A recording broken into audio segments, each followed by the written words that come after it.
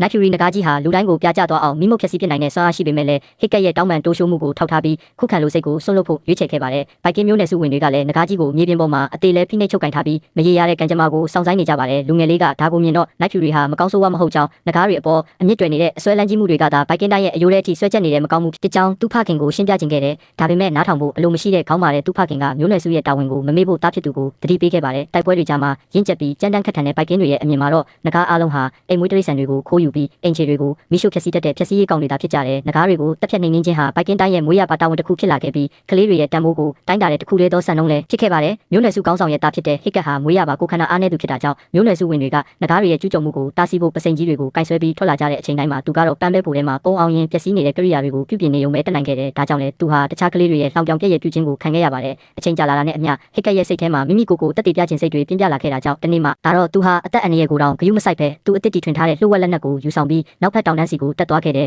မျိုးနယ်စုထဲမှာရုံရင်ဆန်ခတ်ဖြစ်နေတဲ့အခြေအနေကိုအခွင့်ကောင်းယူပြီးသူကိုယ်တိုင်နဂါတကောင်ကိုပြစ်ချဖို့နဲ့ဂုံတိတ်ခါကိုမျက်ဝါးထင်ထင်တွေ့မြင်နိုင်ဖို့ကြံရွယ်ခဲ့ပါတယ်။ချိန်မှန်ပြောင်းလဲကနေကြည့်လိုက်တဲ့အခါညကောင်းကင်ရံမှာပုံရိပ်တစ်ခုဖြတ်တန်းပြန်တန်းနေတာကိုသူရေးရေးလေးမြင်လိုက်ရတဲ့အတောင်ပံတွေကိုဖြတ်လိုက်တိုင်းမျိုးနယ်စုကိုအကြီးကျယ်ပျက်စီးဆုံးရှဖုံးစီတဲ့တေမင်းတမန်ကြီးဆင်းသက်လာတယ်လို့ပါပဲထိတ်လန့်တကြားနဲ့ဟစ်ကတ်ဟာခလုတ်ကိုဆွဲညစ်လိုက်တဲ့အခါဓာတုဘုံနှလုံးကောင်းကင်ရံထဲကိုပြစ်လွတ်ထွက်သွားခဲ့ပါတယ်။ဒနာရီလာစမ်းကျဲဆုံးနဲ့အနည်းရှိဆုံးဖြစ်တဲ့နိုင်ဖြူကိုသူထိမှန်သွားပုံရတဲ့ကောင်းကင်ကနေမထိန်ချုံနိုင်ပဲထိုးဆင်းကျသွားတာကိုမြင်တော့ဟစ်ကတ်တယောက်တိုင်းထက်အလုံးဝမ်းသာသွားခဲ့ပါတယ်။ဒါပေမဲ့သူမပြောလိုက်ရခင်မှာပဲမိမုံနဂါတကောင်ကသူ့နောက်မှာရုတ်တရက်ပေါ်လာပြီးလူငယ်လေးကိုပြကြသွားအောင်မိမုံတိုက်ခိုက်ပါတော့တယ်။ကံကောင်းထောက်မှစွာပဲအရေးကြီးတဲ့အချိန်ပိုင်းလေးတွင်မှာသူ့အဖေဖြစ်တဲ့မျိုးနယ်စုကောင်းဆောင်ဟာအကူအညီတောင်းတန်ကိုကြားပြီးအခင်းဖြစ်ပွားရာကိုအပြေးလွှားရောက်ရှိလာခဲ့တဲ့လက်တီးတစ်ချက်တည်းနဲ့မိမုံနဂါကိုနောက်ဆုတ်သွားအောင်ထိုးနှက်လိုက်ပြီးမျိုးနယ်စုရဲ့အစွမ်းအစဆုံးစစ်တီတော်ဖြစ်တဲ့အဖေဖြစ်သူဟာမိမုံနဂါကိုအလွယ်တကူပဲအနိုင်ယူမောင်းထုတ်ပစ်လိုက်ပါတယ်။ဒါပေမဲ့ဒီလိုဖြစ်ပျက်နေလုံးမှာပဲဟစ်ကတ်ရဲ့နောက်ကတိုင်းလုံးဟာမိတောက်တွေကြောင့်ရုတ်တရက်လောင်ကျွမ်းပြိုလဲသွားပြီးကွင်းဆက်တုတ်ပြန်မှဥတွေဖြစ်ပေါ်ကမျိုးနယ်စုကဖမ်းဆီးထားတဲ့နဂါတွေလွတ်မြောက်သွားစေခဲ့ပါတယ်။အခုတော့လွတ်မြောက်သွားတဲ့နဂါတွေဟာသူတို့ရဲ့လူယူရရှိထားတဲ့အရာတွေကိုတည်ဆောင်ပြီးကောင်းကင်ရံထဲကိုပြန်တန်းသွားကြပါပြီ။ဒါကိုမြင်လိုက်ရတဲ့ခေါင်းဆောင်ကြီးဟာချက်ချင်းပဲစိတ်ပြအာရုံမှုတွေနဲ့ပြည့်နှက်သွားခဲ့ပြီးဒီလိုအသုံးမကျတဲ့သားမျိုးရှိနေတာကို